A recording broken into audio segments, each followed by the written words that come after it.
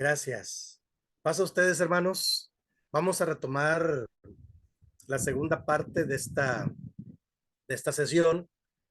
Recuerden que estamos en el tema, en el primer subtema de lo que aparece en el sílabo de una autoevaluación de nuestro crecimiento. Y en la primera parte yo les presenté un método, por así decirlo, una forma de estar revisando y cuestionando nuestro crecimiento en la iglesia.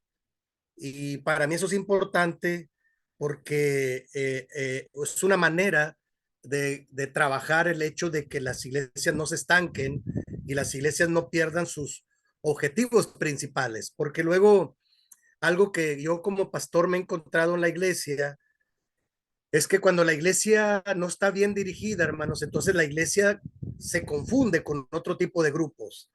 Y luego yo lo tengo a nivel de predicación, a nivel de reflexión. Por ejemplo, hago yo una reflexión donde digo que la iglesia no es un partido político, porque de repente la gente está más preocupada por a quién van a nombrar y cómo le van a hacer y por quién si votan y qué estrategia. Y yo les digo, la iglesia es el cuerpo de Cristo. La iglesia no es un partido político, la iglesia no es un club social, donde nada más nos la pasamos a ir a pasar bien, porque hoy en día está de moda el hecho de que mucha gente va a muchas iglesias a pasársela bien, nada más. Y eso es una parte, claro. Cuando tú vas a una iglesia, claro que te la debes de pasar edificantemente, pero no es un espectáculo para irse a pasar bien, es para ir a edificarte y construir seguir construyendo tu vida en Cristo. Entonces, por eso es que yo soy un apasionado de estar revisando este tipo de temas, hermanos. Y el primer subtema de esta primera semana, en este curso de ministerio pastoral, lo primero que yo hice en la semana, el día lunes, perdón, fue a empezar con abrir el panorama, darles una panorámica general de lo que implica el tema del ministerio pastoral. Y entonces yo les decía que no solo es para pastores, es para los líderes de la iglesia, para los miembros de la iglesia, para que cada uno asuma su papel de acuerdo a los dones que Dios le ha dado y pueda ser edificante para la iglesia, su presencia, su participación. Entonces, en el temario se dieron cuenta, yo les hablé de 6 subtemas que vamos a ir trabajando. Y el primer subtema es hacer una autoevaluación. ¿Cómo estamos en Cristo? ¿Sí? Y cuando hablamos de cómo estamos en Cristo, hablamos de cómo estamos creciendo en Cristo. Y entonces yo en esta segunda parte voy a usar dos presentaciones, dos filminas, donde sintetizo lo que quiero como poder transmitir. Y el primero tiene que ver con mi compromiso con el crecimiento integral como cristiano. Entonces ya les decía yo en la primera parte, algo que a mí me preocupa es que los creyentes no estén creciendo en Cristo, ¿sí? Porque eso no sería algo normal. Si alguien que asista a la iglesia no está creciendo en Cristo, algo está mal, algo no está pasando bien, ¿de acuerdo? Porque se supone que si yo asisto, por ejemplo, a una escuela, por ejemplo, yo soy estudiante de psicología, si yo estoy tomando clases y no estoy creciendo, algo está mal. O es el maestro, o es el método, o es la información, o algo. En las iglesias, hermanos, yo he aprendido a cuestionar si los hermanos no están creciendo, algo no está bien ahí.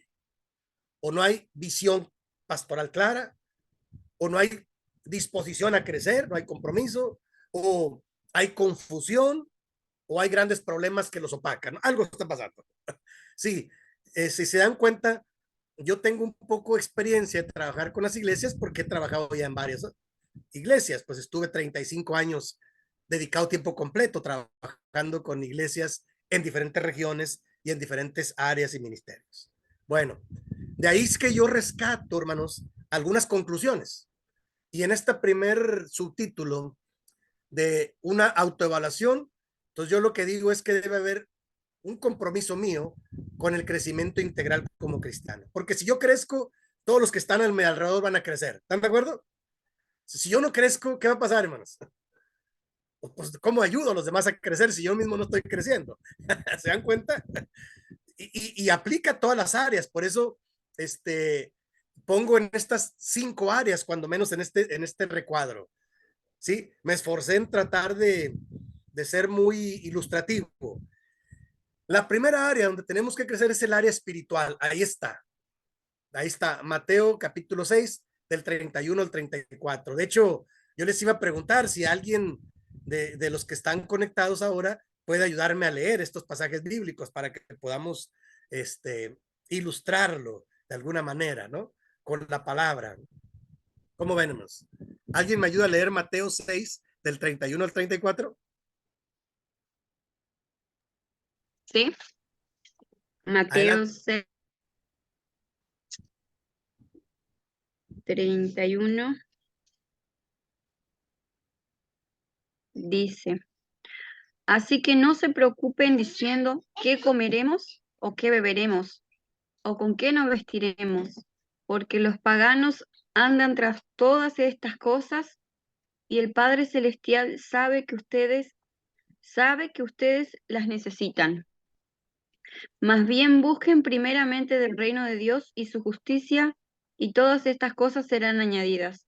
Por lo tanto, no se angustien por el mañana, el cual tendrá sus propios afanes. Cada día tiene ya sus problemas. Gracias, hermana. Amén. Entonces, la primera área donde yo debo estar comprometido a crecer es el área espiritual. ¿Están de acuerdo?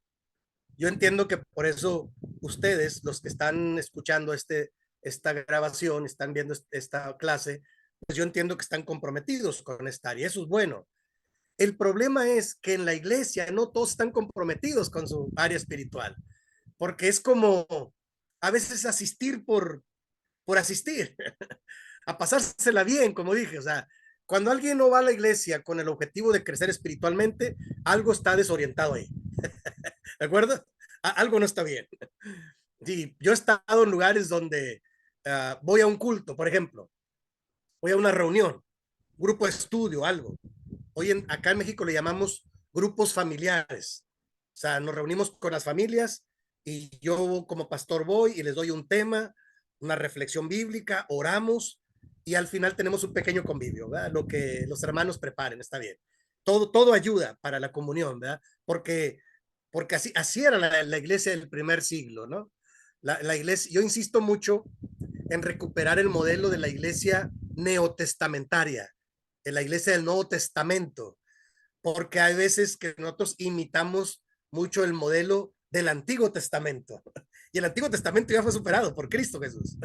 Entonces, yo insisto mucho en que nuestras iglesias tengan un modelo del Nuevo Testamento, neotestamentario, ¿sí? ¿Dónde está en el Nuevo Testamento? En Hechos capítulo 2. Pero a veces nosotros andamos buscando como ideas o maneras de cómo la iglesia puede mejorar y ahí está en el texto bíblico. Ahí está en todo el libro de los Hechos. Yo lo primero que hice cuando quise ser líder en la iglesia fue leer todo el libro de los Hechos, capítulo por capítulo. Hubo un concurso bíblico y lo gané, gracias a Dios. Era muy joven, les platiqué, yo tenía 19 años cuando me convertí a Cristo y empecé a asistir. Y bendito Dios, ya les platiqué en la primera parte de hoy, yo tuve una experiencia de fe muy fuerte. O sea, porque a los 19 años, viviendo en un barrio, en una colonia difícil, pues andaba yo mal con todos mis amigos, ¿no? Como hacen todos los muchachos, ¿no? Que andan en grupos, ¿no? En pandillas, dicen acá.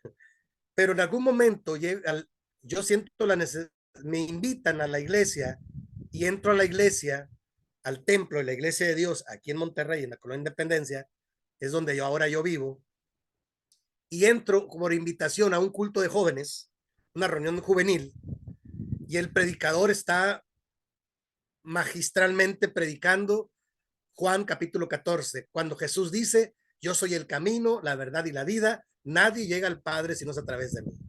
Y el hermano lo explicó magistralmente. El problema lo tenía yo, porque yo nunca había leído la Biblia y nunca había entrado a una iglesia cristiana. Yo era católico de nombre, ¿no? Y con muchos problemas por toda por todo lo que, la ignorancia y la rebeldía que uno tiene a veces a esa edad, a los 19 años, ¿no? Y entonces cuando yo escuché el mensaje del Evangelio, me impactó. Y luego el hermano hizo un llamado, hizo una oración por los jóvenes y yo no quise pasar al frente porque me dio vergüenza, me dio pena. Y yo dije, no, no, yo pensaba, no voy a pasar. Y él hizo una oración. Y cuando él hizo oración, entonces yo me puse a orar donde yo estaba, me puse de rodillas y yo acepté a Cristo, yo me arrepentí de todo lo que había hecho, y yo acepté a Jesús en mi corazón, y entonces yo me levanté con el corazón latiendo, pero nunca había leído la Biblia, ese era el problema, yo no sabía qué era, yo, ¿qué está pasando aquí? O sea, ¿qué dan en este lugar? Nunca había entrado yo a ese templo, ni a ninguna iglesia cristiana. Entonces me fui desconcertado y regresé al siguiente sábado y le platiqué al pastor y ahí me quedé yo en esa iglesia, ahí me congregué.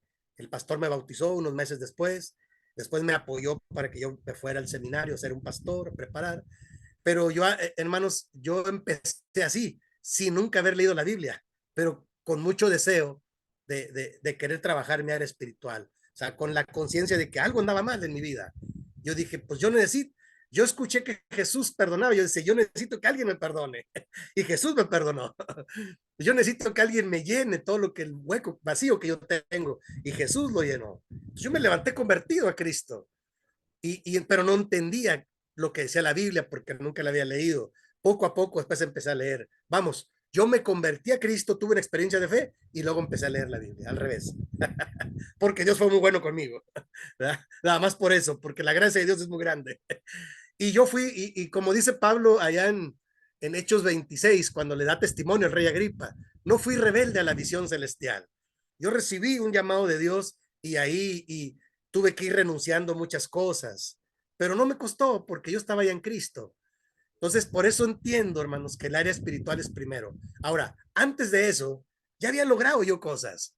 Ya tenía un buen trabajo y ganaba buen dinero, ya estudiaba, ya tenía una familia, tenía muchos amigos, tenía cierto dinero, pero algo no estaba completo, algo no estaba bien, que me hacía vivir con un vacío existencial. Y por eso yo entiendo, y después me dediqué a ser pastor, el área espiritual es primero. Mire, he conocido personas que tienen dinero, que se ven muy bien físicamente, que son gente estudiosa, pero no está en paz, porque su área espiritual está vacía.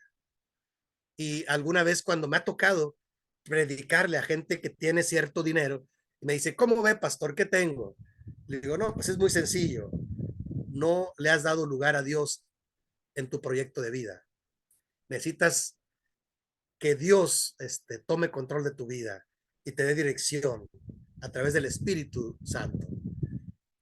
¿Cómo es eso? Bueno, vamos a orar y vamos a vamos a estudiar la palabra. O sea, el área espiritual es primero.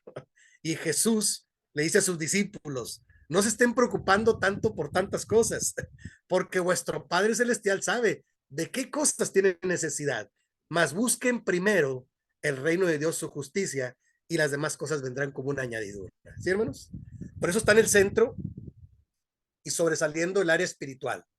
Pero a donde quiero llegar con esta filmina es que no solo eso, o sea, hay otras áreas que podemos trabajar, como cuál, en la parte alta dice área emocional.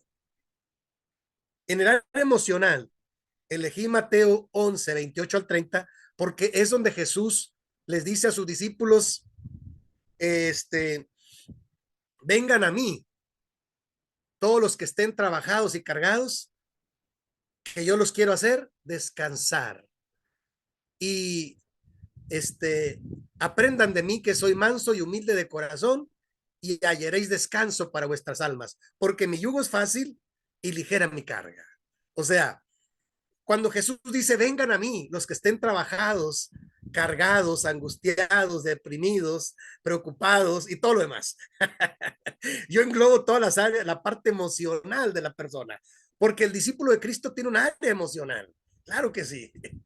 Sí, y si la persona no la deja a los pies de Cristo, entonces una persona que está siempre angustiándose y siempre está cansada, porque no ha aprendido a descansar en Cristo. Y el mensaje, el llamado de Jesús es maravilloso. Yo lo he predicado muchas veces. Jesús dice, vengan a mí, que yo los quiero hacer descansar.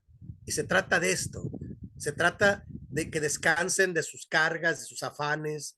Dice, porque mi yugo es fácil y ligera mi carga. Entonces, el área emocional es importante. De hecho, de ahí fue que yo decidí estudiar psicología, porque la psicología estudia el comportamiento humano y todas las áreas que lo engloban. Entonces, me gusta a mí mucho estudiar, ya estudié otros cursos, tuve un diplomado en psicología pastoral, tuve una especialidad en logoterapia. La logoterapia es una psicoterapia breve que el creador fue Víctor Frankl, aquel descendiente del exterminio nazi que sobrevivió al exterminio nazi en Alemania. Víctor Frankl forjó la logoterapia. Logos es palabra. Y la traducción más exacta de la logoterapia es sanar a través de la palabra, del diálogo, de la confrontación. Yo tengo una especialidad en logoterapia. Así es que, pero sigo siendo estudiante de psicología aparte, porque me apasiona el área emocional. La gente a veces no se da cuenta, nada más le voy a dar un solo dato. La mayoría de los médicos y de los psicólogos, de los terapeutas, de los psiquiatras saben que muchas de las enfermedades de las personas son enfermedades psicosomáticas, o sea, entran por la psique, por la mente, por la parte emocional. Y estas enfermedades psicosomáticas entran por la mente. Y entonces las personas no lo que necesitan es descansar emocionalmente. Pero la enfermedad, el área emocional es tan fuerte, el cerebro es tan potente que puede enfermar a una persona realmente. Vamos, una persona que se preocupa demasiado puede enfermar. Y yo he tenido casos muy interesantes en la iglesia, ¿eh? Y solo les platico uno.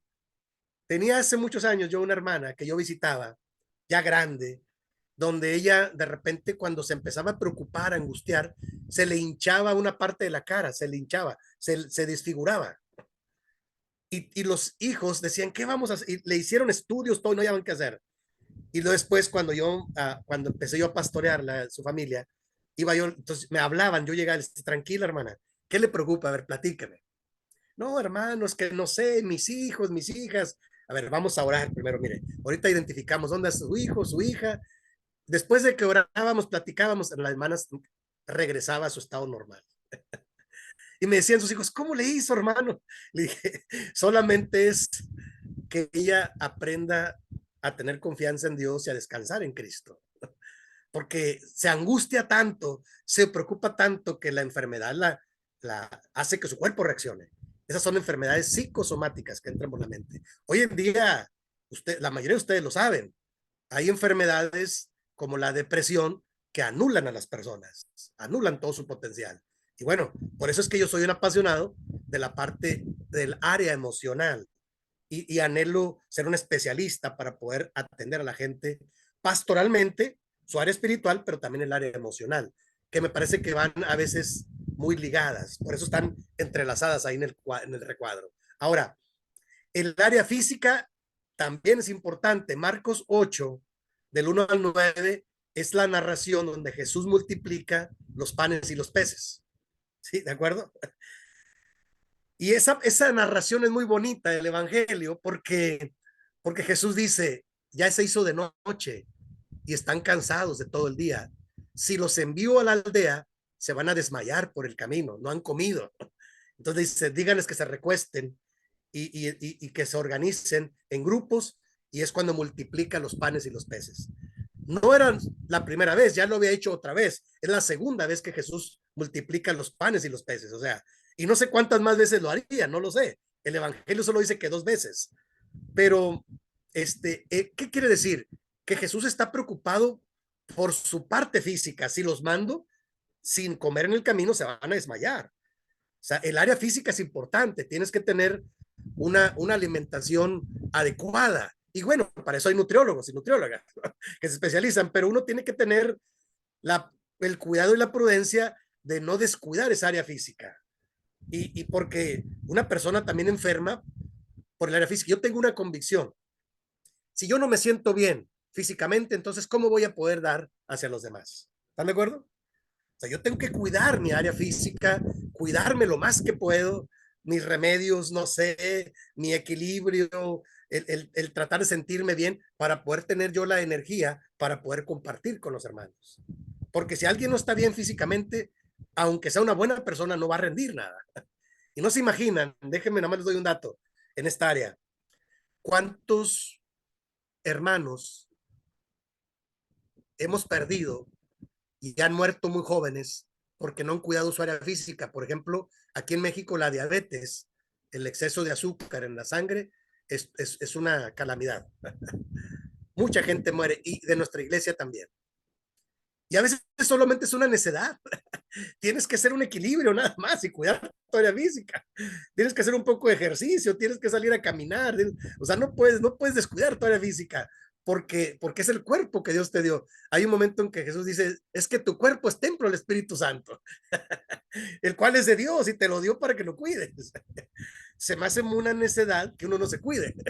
Uno tiene que cuidar las diferentes áreas. Tengo un compromiso de cuidarme para poder rendir y dar lo mejor hacia los demás, pero empiezo con cuidarme yo. No es algo enfermizo, es algo que yo tengo que estar lo mejor posible para poder dar.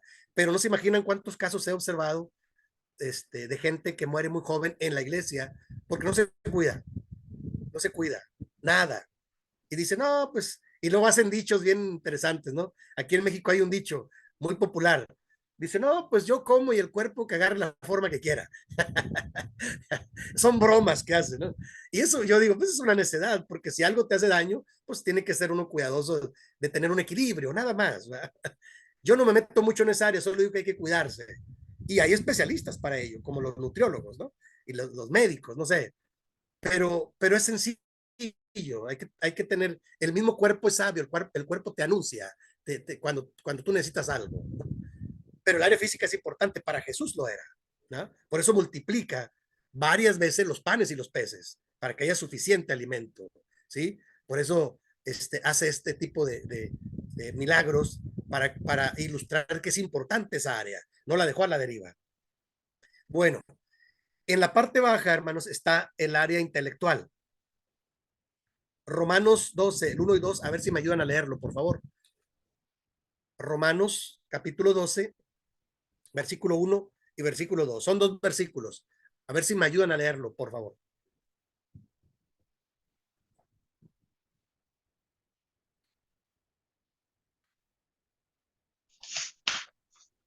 Permiso. Sí, hermana, adelante. Así que, hermanos, os ruego por las misericordias de Dios que presentéis vuestros cuerpos en sacrificio vivo, santo, agradable a Dios, que es vuestro culto racional.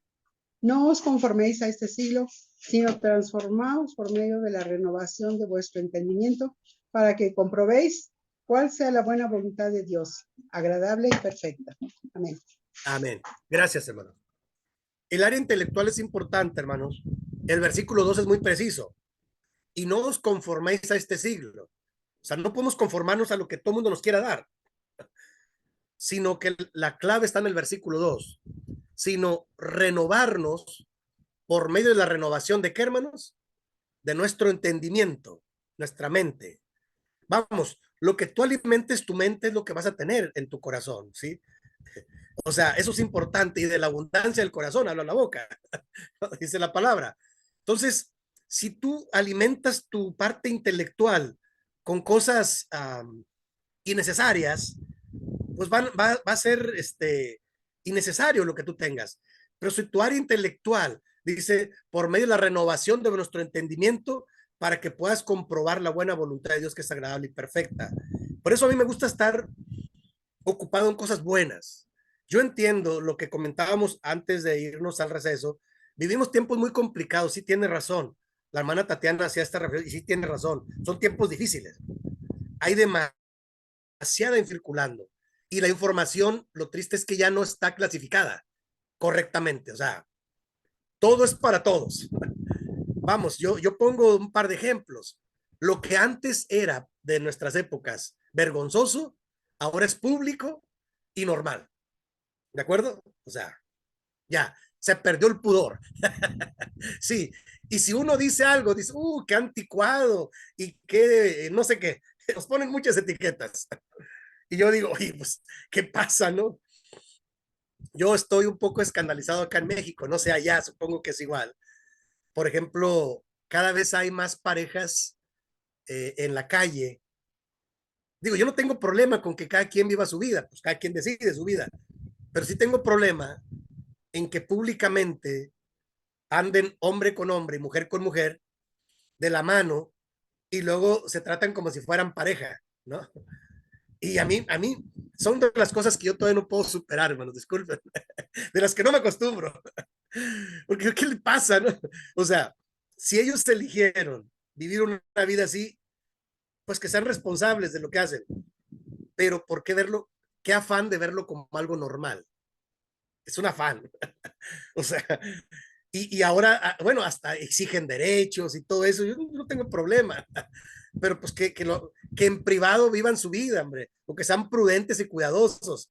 Pero no, es como, y cuando hacen marchas, peor, es grotesco. O sea, ¿qué les pasa, no? ¿En qué mundo vivimos? ¿Cómo pides derechos para vivir mal, no para vivir bien? Y bueno, entonces son de las cosas que yo todavía digo, oh Señor, ¿qué está pasando? Son tiempos muy complicados, sí, cierto. O sea, lo que antes era vergonzoso ahora es normal. Y para las generaciones jóvenes tienen una presión muy fuerte social. Sí, porque todavía les dicen, tú ni sabes nada, estás retrasado, vives en otro mundo, en otro siglo. No, vivo en este mundo, pero vivo con valores, nada más, ¿verdad? Con valores firmes y claros, nada más. Y no me gusta esto, yo decido qué acepto y qué no acepto, qué me gusta y qué no me gusta, o sea, no me pueden imponer lo que quieren que yo piense, porque si algo está mal, pues es obvio que está mal, nadie lo ve, pues es su problema. Yo tomo mis decisiones para bien. Entonces, estar alimentando el área intelectual es muy importante, enterarse. Vamos, yo creo que el problema no son los medios de comunicación. Es como cuando salió la televisión. Aquí en México, déjenme les platico, el ministerio hizo un acuerdo conciliar en que los ministros no deberían tener televisión. Hace muchos años, los años 40, 50. Si un ministro de Dios no debe tener televisión, pero tenían escondita con una cortinita. Eso es la verdad. Yo llegué a ver varios casos de esos. Bueno, está bien. Y le decían la caja del diablo y todo eso. Entonces yo me doy cuenta que el problema no son los medios de comunicación. El problema es la manera en que cómo tú los uses. Por ejemplo, hoy en día los medios de comunicación son maravillosos como esto, ¿no? Cuando me imaginé yo que sin necesidad de ir hasta Argentina pudiese comunicarme con algunos de mis hermanos y compartir algunas cosas. Eso antes no se podía hacer. Eso lo posibilita las redes sociales y la tecnología. O sea, la tecnología se puede usar para bien. El problema es que la mayoría de la gente lo usa para mal. Y todo el mundo se conforma. Por eso el pasaje, no os conforméis, sino hay que usarlo para bien. Y tienes que estar renovando tu entendimiento. Una buena lectura, una buena carrera, un buen libro, estar alimentándote de cosas edificantes, teniendo clara la palabra siempre. O sea, hay muchas áreas que tú puedes desarrollar, novelas, carreras. Por eso yo siempre estoy involucrado en algún curso u otro para ocupar bien mi tiempo. Sí, para no estar como ociosamente a ver qué veo, sino mi tiempo lo quiero usar bien. Pero tiene que ver, cada quien decide cómo alimenta su área intelectual. Yo lo que digo es que es muy importante y la clave es renovar nuestro entendimiento con cosas buenas y edificantes. ¿No se imaginan cuántas cosas bíblicas hay hoy en día a nivel de los medios de comunicación? Hay muchas cosas que puedes ver, no necesariamente cosas malas, nada más que la gente se va por el lado malo. Tú puedes ver ahí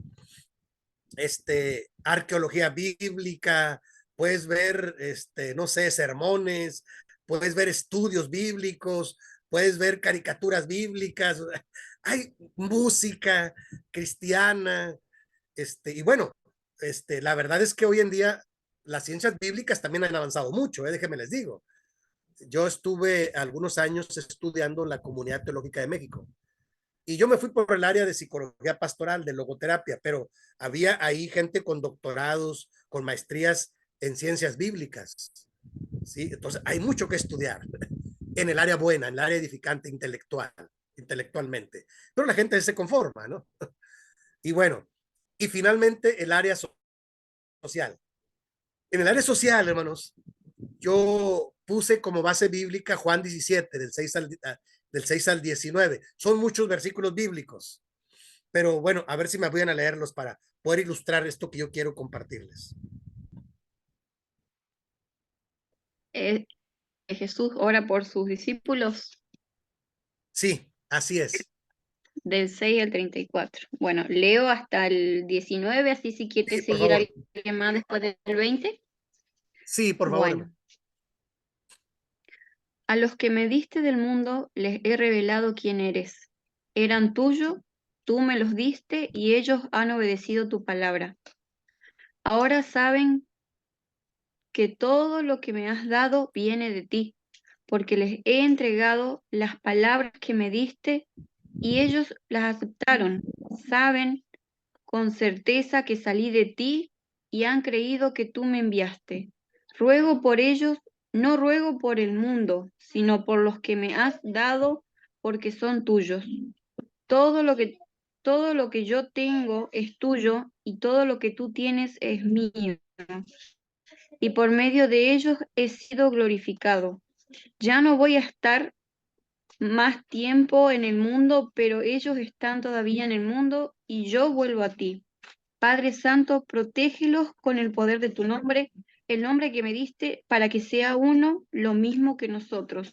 Mientras que estaba con ellos, los protegía y los preservaba mediante el nombre que me diste, y ninguno se perdió, sino aquel que nació para perderse a fin de que se cumpliera la escritura. Ahora vuelvo a ti, pero digo estas cosas, mientras todavía estoy en el mundo, para que tengan mi alegría en plenitud. Yo les he entregado tu palabra y el mundo los ha odiado, porque no son del mundo, como tampoco yo soy del mundo. No te pido que los quites del mundo, sino que los protejas del maligno.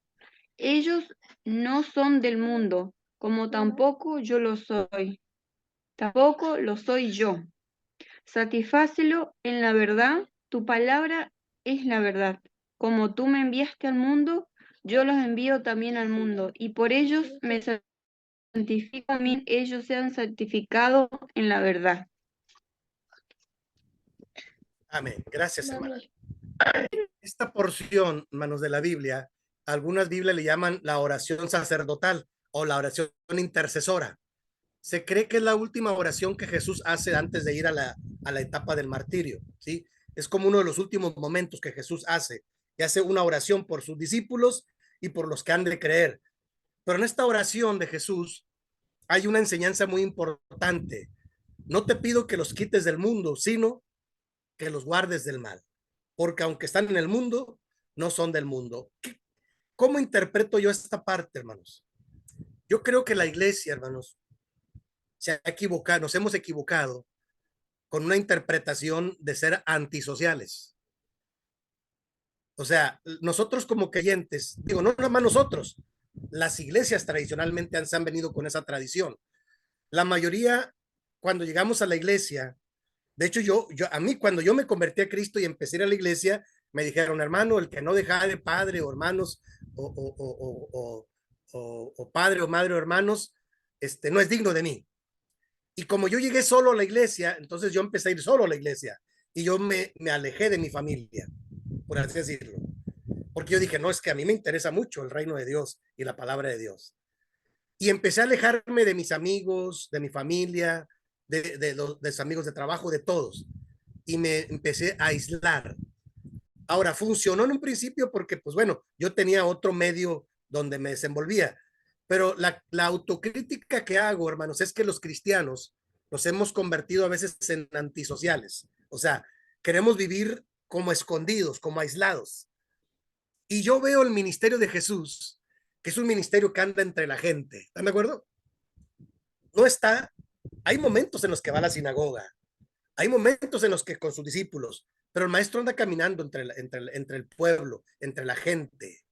Y eso para mí es muy importante, porque mire, las iglesias nos concentramos solo los hermanos de la iglesia, solo los de la iglesia. Y entonces, ¿dónde vamos a evangelizar si todos somos de la iglesia? Creo yo que tendríamos que aprender a convivir sanamente con la gente de afuera para llevarles el evangelio, porque Jesús dijo, no te pido, Padre, que los quites del mundo, sino que los guardes del mal. Entonces hay que aprender a convivir sanamente. A mí me funciona. Voy a poner un ejemplo. De repente a mí me gusta, cuando no tengo algún estudio bíblico, ir a aprender inglés, por ejemplo, idiomas. Y me inscribí yo alguna vez a una escuela de idiomas, ahí en la universidad, donde yo vivía, ahí en Morelos. ¿No? Voy a la escuela a estudiar inglés, ¿no? Un curso de inglés. Y llego yo con mi libreta, me inscribo con un grupo de la universidad, como si fuera un joven, pues, aunque ya no soy tanto joven. No importa, me gusta estudiar, yo no tengo problema. Yo soy flexible. Y empiezo a observar cómo se desarrolla. Yo nunca le dije yo a nadie, yo soy un pastor o soy un ministro, no. Simplemente llego a tomar la clase, a convivir con ellos. Pasa una semana o dos y los mismos jóvenes, o los hermanos, los muchachos de la escuela me empiezan a decir, oiga, ¿quién es usted? Y yo me río, ¿por qué? Usted es alguien. ¿Por qué? Le digo, no entiendo por qué. Es que usted es raro. O sea, ¿por qué soy raro? Explíquenme. Dice, es que mire, no toma, no fuma, no dice malas palabras, usted es raro. Y le digo, o sea que yo soy el raro de esta sociedad. Yo pensé lo mismo de ustedes, les digo yo, hago bromas ahí con ellos. ¿Pero por qué soy raro? Pues es que usted vive diferente, pero no es que yo sea raro, ustedes son los que son raros. Yo hago esa reflexión. Ya cuando yo les digo, es que yo soy pastor cristiano, ya sabemos, ok. Y me doy cuenta, hermanos, que cuando uno vive como cristiano en la sociedad, aunque tú no quieras, tú te das a conocer. Vamos, tú alumbras donde hay oscuridad, porque no te conformas como los demás. Tienes que ser cuidadoso, no contagiarte con los demás, pero puedes convivir con los demás, no tienes problema. Y en alguno de esos casos, alguien ya al final del curso, cuando me despedí, alguien de ellos me dijo, yo le agradezco mucho que nos haya tratado como cualquier persona, porque hay cristianos que nos ven como bichos raros. Poco, no lo sé, pero yo vengo simplemente a lo mío y no tienen que ser de mi iglesia para que los trate bien, son personas, son seres humanos, pero pues yo me dedico a esto y si gustan, el que guste, pues yo le comparto, tampoco tengo que andar atrás de ellos. Hermanos, la luz resplandece más donde hay oscuridad, eso lo dijo Jesús, por eso dijo, ustedes son la luz del mundo y una luz no se esconde debajo de una mesa, sino se pone arriba para que alumbre a todos los que están en casa y todos los que están alrededor. Yo creo que los cristianos a veces equivocadamente nos convertimos en gente antisocial y gente que no convive con nadie más. Y uno tiene que aprender a convivir con los demás, con los valores que tú tienes, con la fe que tú tienes y poder transmitir tu luz, la luz de Jesús hacia los demás. ¿Cómo ven? El área social es importante para mí, porque de otra manera nos la pasamos solo en el templo y pues ahí todos somos luz, estamos bien alumbrados, está bien, pero a veces hace falta alumbrar afuera o con las familias que no son creyentes o cristianas. Ahí hace falta tener una interacción social, que la gente vea que nosotros somos gente de buena fe y de buenos principios y que por eso podemos compartirles en lo que hemos aprendido en Cristo, pero no estar escondidos ni aislados y menos ser antisociales. A mí me preocupa mucho eso, pero era una dinámica de la iglesia antes, ¿de acuerdo? Yo como pastor soy muy flexible. Ahora he aprendido a convivir con mi familia, aún la que no es cristiana, y voy un rato, como con ellos, saludo con ellos y me retiro, ¿verdad? Pero no tengo que estar aislado ni y mucho menos escondido, ¿de acuerdo? Ese es el tema, ¿no? Crecer integralmente, este recuadro, yo le llamo de esta manera, a eso le llamo el crecimiento integral del discípulo de Cristo. ¿Sí, hermanos? A eso me refiero. Y Pablo lo dijo en Efesios capítulo 4, sino que siguiendo la verdad en amor, crezcamos en todo en Cristo. Y yo creo que cuando dicen todo es en todas las áreas. Cuando menos estas 5 áreas para mí son importantes para estar creciendo integralmente y no solamente en una o en otra, sino de manera integral, ¿de acuerdo? Entonces, cuando yo hable de crecimiento integral, ustedes van a entender de qué me refiero. A esto me refiero. Un crecimiento completo, integral y no solo en partecitas, porque en Cristo debemos aprender a crecer en todo, ¿de acuerdo, hermanos? Y el segundo recuadro, hermanos, es este. ¿Se acuerdan que yo les dije que en la primera parte hay 3 momentos en la vida cristiana? ¿Se acuerdan? La primera parte es mi testimonio de fe, mi conversión en Cristo. La segunda parte es mi crecimiento, que es lo que acabamos de ver. Mi disposición a crecer integralmente, me refería a esto. Integralmente es área espiritual, área emocional, área intelectual, área social y área física, o sea, integralmente. Y el tercer momento es la multiplicación del liderazgo. O sea, todo lo que yo tengo, ¿cómo se lo comparto a otros? ¿No? Multiplicar el liderazgo, preparar las nuevas generaciones. Y fue como terminamos antes del receso, de que hay que compartir a los más jóvenes y a los más nuevos, y estar comprometidos con ellos, porque son nuevas generaciones. Son un poquito más complicadas, pero hay que ponerles atención. Sí se puede, porque es ahí donde tú vas a transmitir la fe y vas a cerciorarte de que tú hiciste discípulos de Cristo para las diferentes áreas, más empezando con nuestra familia, con nuestros hijos. Ahora, sí, yo les decía, para mí es muy importante empezar estos procesos de crecimiento con el primer momento, que es mi testimonio de fe. El testimonio de fe es diferente en todos, ¿de acuerdo? Y yo lo pongo cuando menos en cinco numerales. El primero, ¿qué era mi vida antes de encontrar a Cristo? ¿Sí?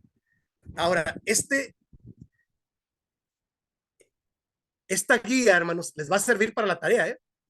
Si ustedes revisan el sílabo tiene un primer trabajo de la primera semana. Y la primera semana dice que van a escribir su propio testimonio. Cuando yo escuché de Cristo, quién me compartió, lo que se acuerden, ¿verdad? Yo me acuerdo de muchas cosas porque pues lo he estado reelaborando, pero si ustedes no lo han hecho nunca, yo los voy a invitar a que lo hagan. Ese es el trabajo de la primera semana.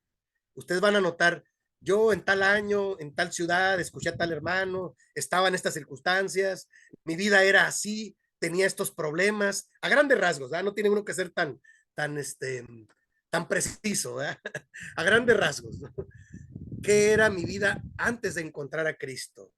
Con eso yo les decía hace un momento, cuando a los 19 años yo me encontré con el mensaje de Jesucristo en el Evangelio, pues ya tenía una vida hecha, según yo, pero una vida incompleta, porque vivía en vicios, en pleitos, en envidias, en diferentes cosas, aunque tenía un buen trabajo y estudiaba, aparentemente tenía muchas cosas, pero no lo disfrutaba, algo faltaba, y pues claro, era la parte espiritual que ahora le llamo, no tenía conciencia yo de esa parte, era lo que me habían enseñado mis padres, y bueno, con eso se conformaba, pero no había tenido un encuentro con Jesús. Entonces, ¿qué era mi vida antes de encontrar a Cristo? Punto 1.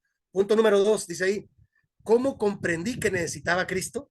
O sea, estaba enfermo, estaba decepcionado, estaba cansado. ¿Cómo fue que yo comprendí que necesitaba a Cristo? ¿Estaba enojado? No sé. Número 3, cómo comprometí mi vida a Cristo? ¿Sí? O sea, cuando yo tengo un encuentro con Cristo, ¿cómo yo me comprometí a Cristo? En el caso mío, hermanos, fue tan fuerte mi conversión que yo le dije como Pablo, Señor, ¿qué quieres que haga? Y he tratado de dejarme, Señor, tú dime. Dejé trabajo, estudio, familia, y me fui a un seminario de la iglesia que estaba en Cuernavaca, Morelos. En el año 88 era como un internado, y me fui a internar ahí. Aprendí muchas cosas, me concentré en la palabra, ¿no? 3 años estuve ahí, 3 años. Era un seminario, es un seminario, todavía existe, nada más que ya no está en Temisco, Morelos, ahora está en Cuernavaca, Morelos. Ahí está, de la Iglesia de Dios en México.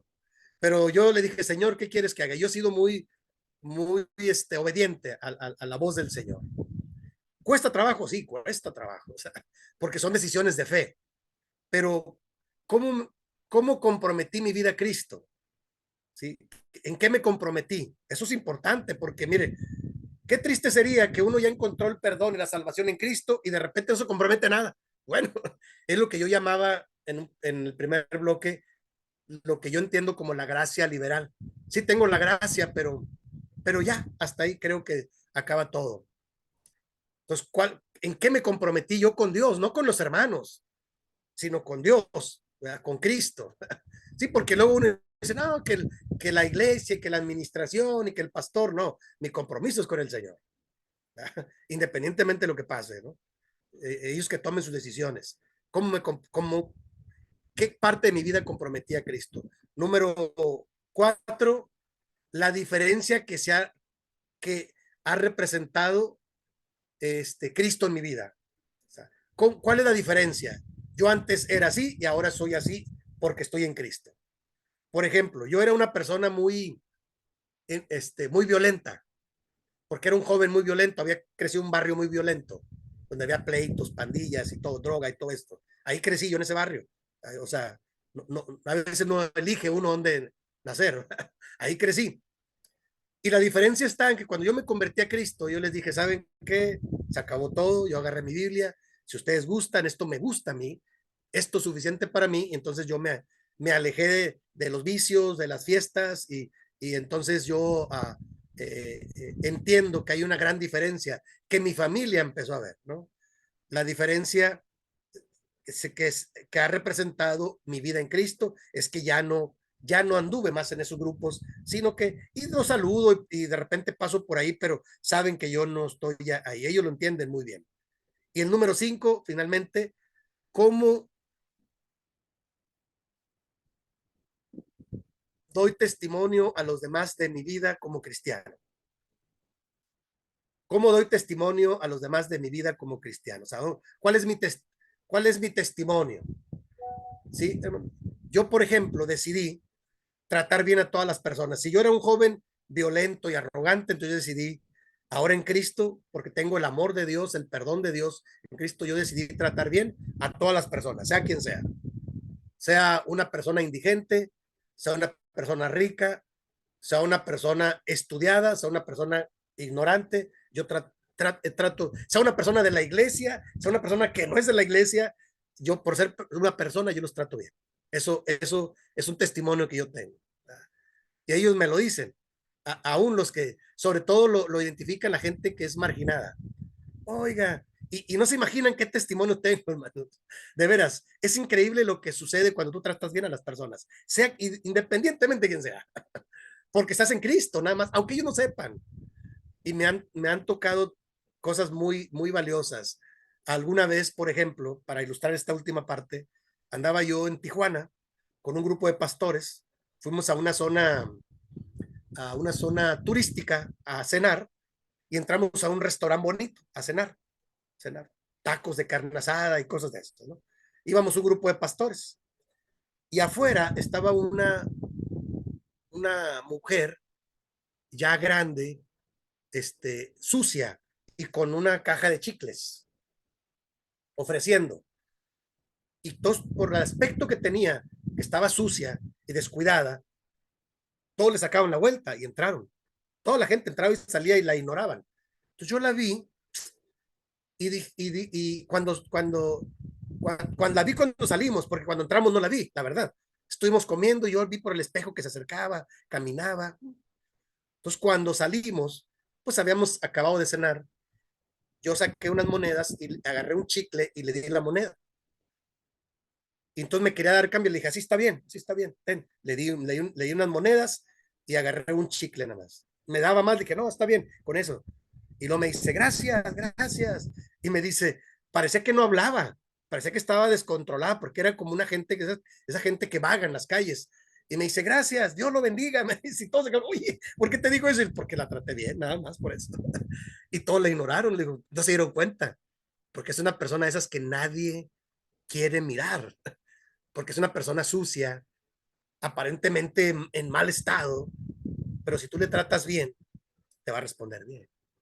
Y entonces le dije, a mis compañeros, se dan cuenta cómo uno a veces ignora a las personas sin darse cuenta, porque uno anda en su propia vida, pero hay gente que está marginada y con un poco de atención la gente se siente valorada. Bueno, para mí eso es importante, es como una manera de dar testimonio. Así es que, queridos hermanos, vamos a la parte final. ¿Cómo ven hasta aquí? ¿Creen que con esta guía puedan elaborar su propio testimonio? No se preocupen, no hay que ser tan rígidos de que 1, 2, 3, no. Es como ustedes se acuerden. Esto les va a servir para hacer su propio testimonio de fe. ¿De acuerdo? Lo ponen máximo en un par de cuartillas, lo ponen ahí. Y hermano, y lo suben ahí a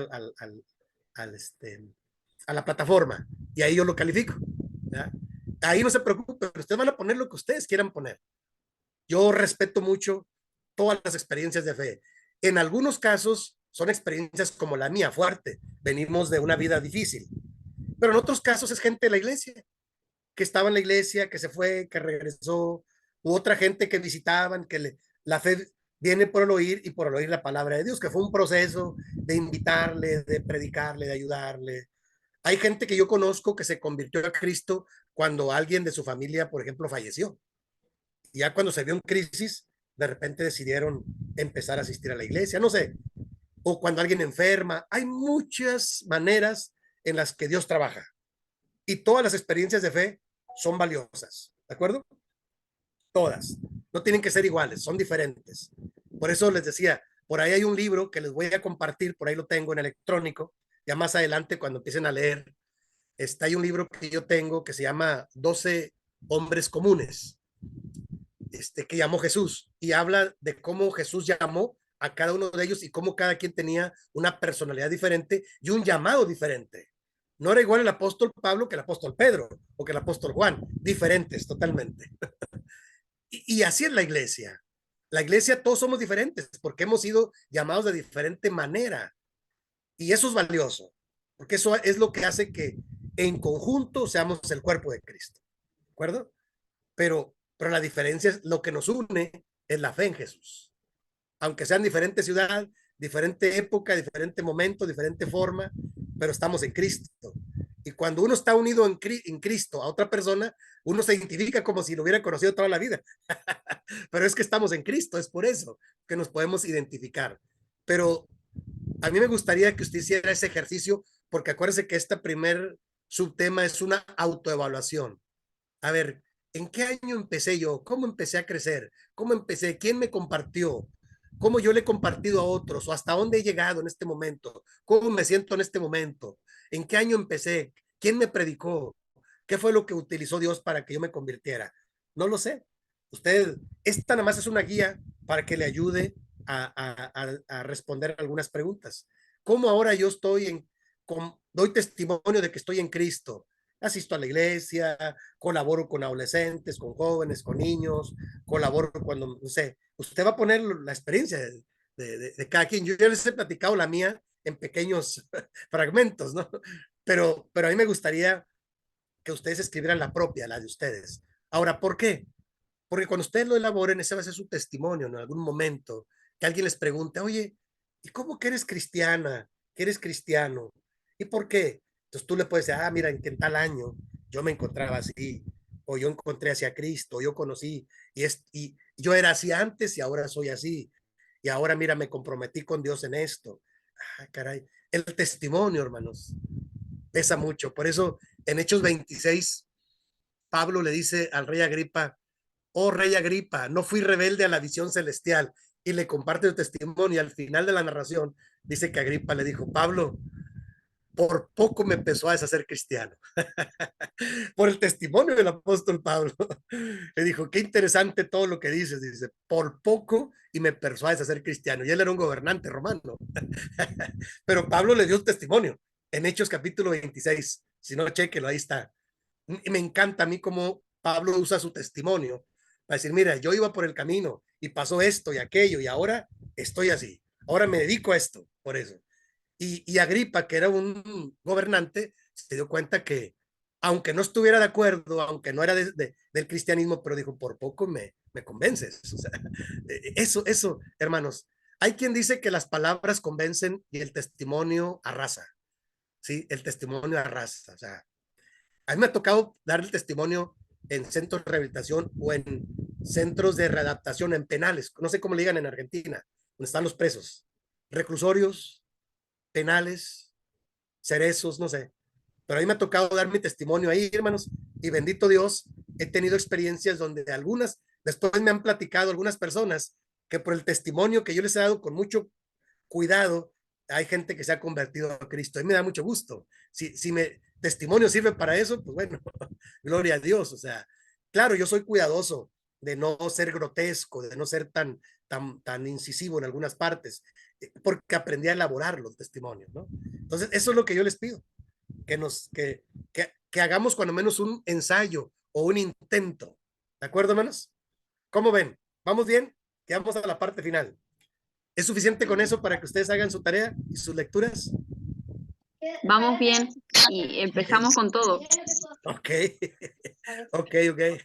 A mí se me va a hacer difícil porque todo el testimonio que tengo me basta para un libro. Voy a hacer, para resumir en 2 cartillas. Sí, Voy a tratar de resumirlo. es suficiente 2 cuartillas. Trataré. Sí, Bueno, sí, yo le entiendo. Sí, hermana. quería preguntar en el punto 2, donde dice identificar en el texto bíblico 3 diferentes momentos de conversión y encuentro con Jesucristo. Mencionar, a ver si puedo seguir leyendo. Mencionar pasajes y personajes en una cuartilla. Esa parte no me quedó muy... Ah, ok. ¿Qué tendríamos que hacer ahí? Sí, es una buena pregunta, hermana. Sí, porque yo no fui tan claro. Ahí se trata de ir a la Biblia, al Nuevo Testamento, y en el Nuevo Testamento identificar 3 momentos donde Jesús se encontró con personas y la persona acabó convencida en Cristo, o la sanó.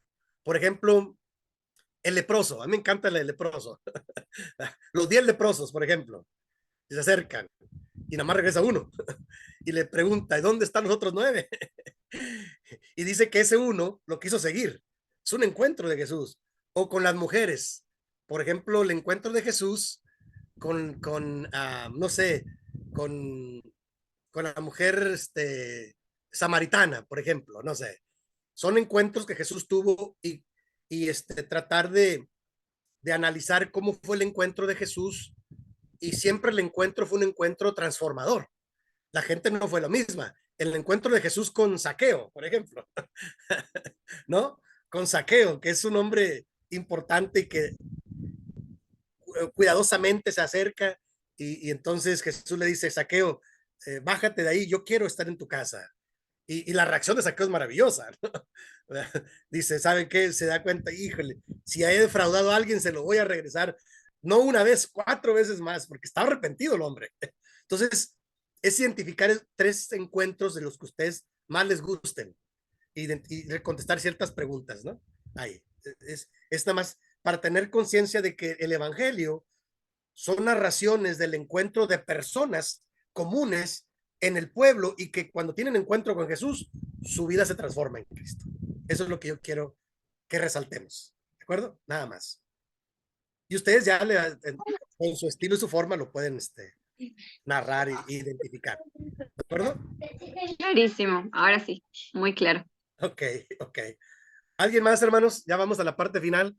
Antes de orar, espero que vamos a estar subiendo esta información que yo voy compartiendo, la vamos a ir subiendo al sílabo, a la plataforma, perdón, para que ustedes tengan lecturas también y puedan orientarse, ¿no? Puedan recordar lo que yo dije acá. Yo se lo envío al hermano Abraham y el hermano Abraham lo sube a la plataforma para que puedan enriquecerse. A veces les subo información de más, pero no importa, yo lo que quiero es darles herramientas para que ustedes tengan suficiente visión para ir desarrollando. Aunque el trabajo sea pequeño, pero tienen más información que para ustedes va a ser valiosa. Yo espero en Dios que esto que yo les comparto sea valioso para su experiencia personal de fe y luego para cuando ustedes trabajen con otras personas más. Ustedes pueden replicarlo en otras personas también. ¿De acuerdo? Esa es la idea que yo tengo, de compartir de gracia lo que de gracia Dios nos ha dado y luego ustedes compartan con otros. O sea, a mí me gusta mucho que lo que yo comparto, alguien más lo transmita a otros más, sea un grupo pequeño, sea un grupo de jóvenes, de adolescentes, porque eso puede animar a la fe a otros. ¿De acuerdo? Y puede permitirles crecer en Cristo también. Bueno, si no hay alguna pregunta o comentario más, vamos a orar para terminar. ¿Les parece? Ya estamos en el tiempo. De todas maneras, parece que el hermano Abraham, ahí en el sílabo, está mi número de WhatsApp también con confianza. ¿Alguna pregunta o algo con confianza? O en el correo electrónico. Ahí están mis dos datos en la plataforma, en el sílabo, y yo con todo gusto, pues, si hay alguna pregunta o duda, ahí podemos estar comunicados. Con toda confianza, hermanos. ¿De acuerdo? Muy bien, mi hermano, gracias. Muchas gracias. Sí, hermano. Pues vamos a orar, ¿les parece? Muy bien. Vamos a orar Bueno, para ir cerrando esta sesión. Bendito Padre, muchas gracias. Hoy te damos porque tú sigues siendo bueno con nosotros. Gracias por la oportunidad de poder reflexionar en estas cosas importantes para nuestras vidas y para tu obra también. Bendice a cada familia de las que representamos. Bendice a tu iglesia en donde quiera que esté reunida, donde quiera que esté esparcida, y bendice también nuestros planes y nuestros proyectos, que sean los tuyos, Padre. Todo lo queremos poner en tus poderosas manos, confiando en que tú proveerás lo necesario y que todo esto nos servirá para crecimiento en Cristo Jesús. Te lo rogamos, te lo suplicamos todo, confiados en el nombre de Jesucristo, nuestro Salvador. Amén. Gracias, hermanos. Gracias, hermanas. Dios les bendiga. Ha sido un gusto compartir esta semana igualmente. primera. Quedo a la orden. Y la próxima semana, próximo lunes, nos vemos a la misma hora. Con la ayuda de Dios. Bendiciones.